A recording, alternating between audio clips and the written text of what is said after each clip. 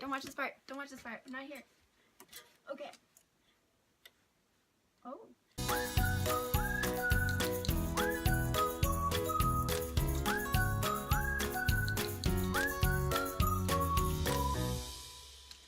Hi, I'm Stephanie and I'm in a closet.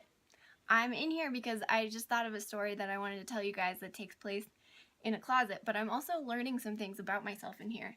Like that I should probably take the dry cleaning labels on my clothes a little more seriously because some of those things are smelly, and I just thought like maybe not wearing them often would take care of that, but it didn't. So that's gross. The story that I'm going to tell you about is from when I was in high school.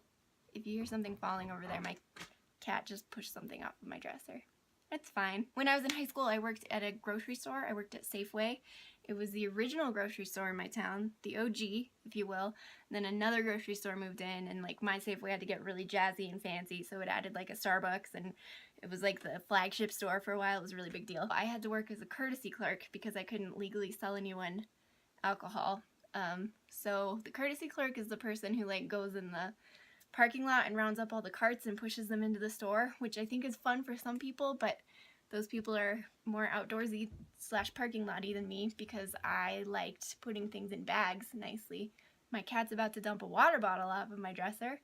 This is very stressful. The courtesy clerks just really get like the short end of the stick. They have to do those cart things, they have to put stuff in bags, they have to laugh every time you say a dumb joke like when we're like, do you need any help to your car? And you're like, oh, maybe. We have to be like, or when you're like, do you need any help outside? And you're like, you could carry me. I haven't heard that joke 15,000 times today. We are the people who get to laugh at that. We're also the people who get to clean the store. Hold on. Oh, we're the people who get to clean the store when the cleaning crew goes home. So the evening of this tale, it was my job to clean the rug doctor. Nope, not clean the rug doctor.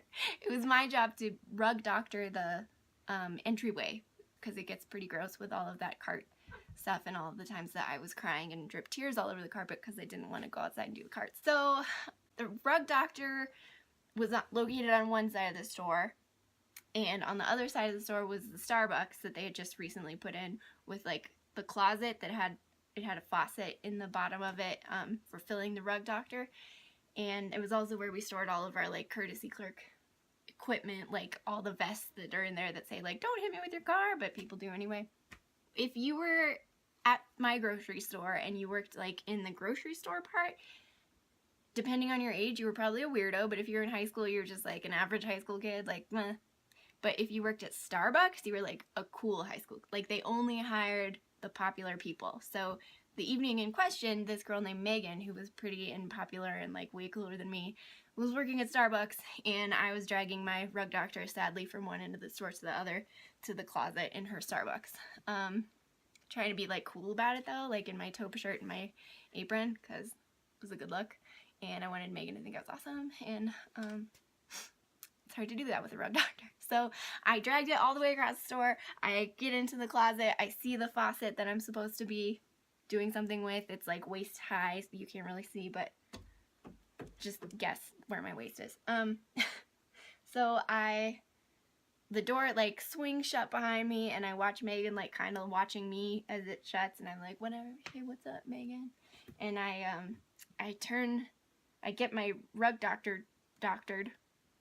So I'm ready to do the faucet thing, and I can't really figure it out. There's like tubes coming out of the faucet for some reason, and I don't know what's going on, but I stick one end of a tube into the rug doctor tank, and I start to turn the spigot on the faucet, which in my experience, 26 years of opening faucets, although at that time I only had like 16 or 17 years, that's how you turn on a faucet.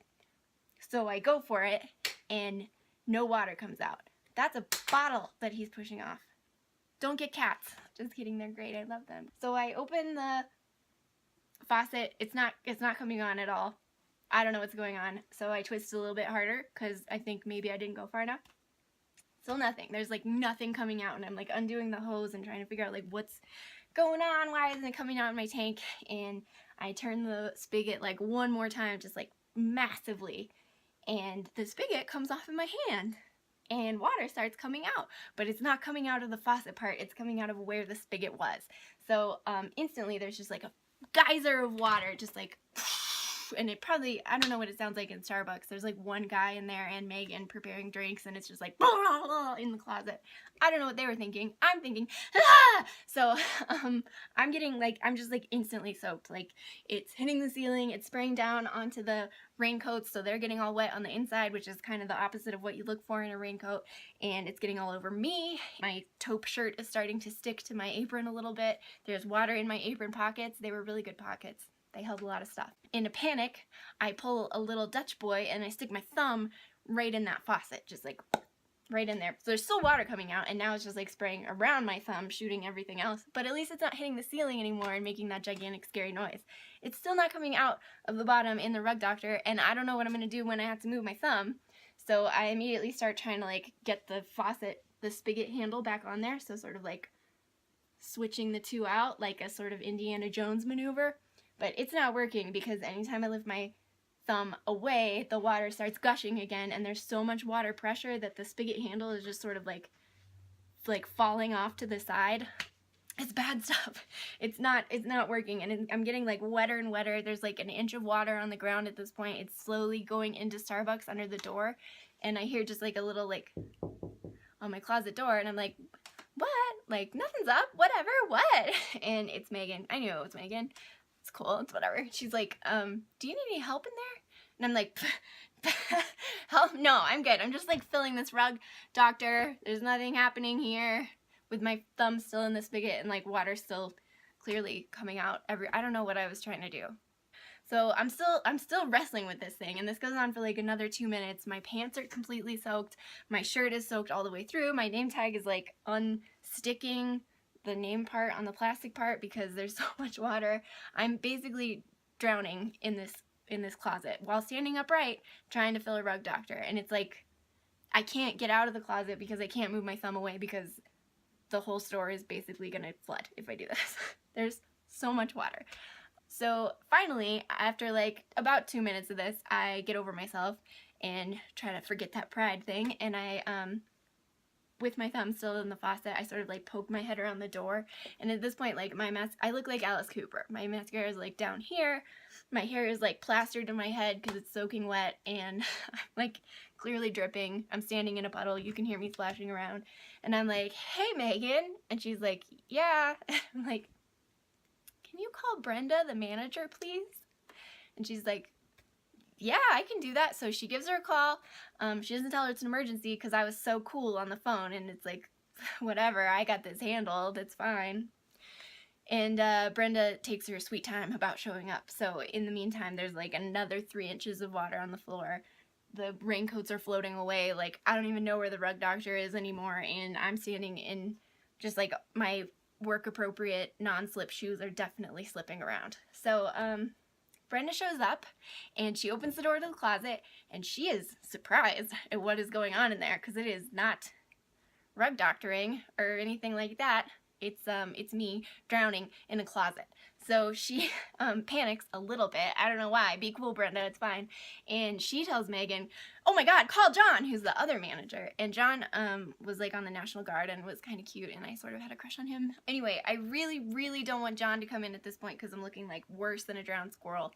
Things are not good. I'm pretty sure like every article of my clothing is sticking to me in weird parts, and I flooded a whole closet and part of Starbucks.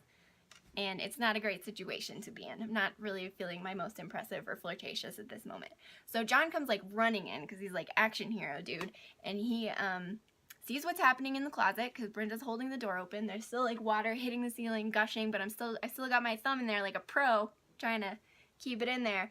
He like immediately like unbuttons his taupe shirt that he looks great in, unlike me, like a superhero. I don't know. And then he just like runs into the closet with me, and he's like, move, and it's like a bomb is exploding. Like I feel like I'm in like a Jason Bourne movie.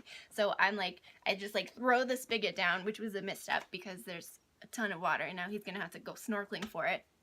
And I yank my thumb out of the faucet, which just causes it to like poof, and I run out of there, and I just like abandon him, like, so long, buddy, thought you were a cutie, but too bad this is the end.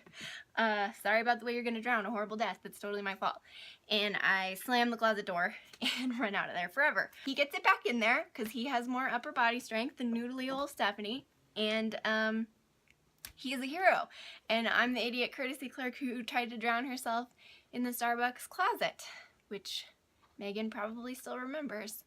And in the end, I had to change into someone else's taupe shirt and someone else's pants and dry my bra in the Safeway bathroom, which wasn't cool, and continue to wear my wet shoes, but my manager insisted that I wear her Disney sweatshirt because it was cold in the entryway, because I still had to rug doctor everything. So the moral of this story is that you should probably pay attention to your dry cleaning labels because things can get super smelly. It's really gross in here. You're so lucky that you can't smell this story.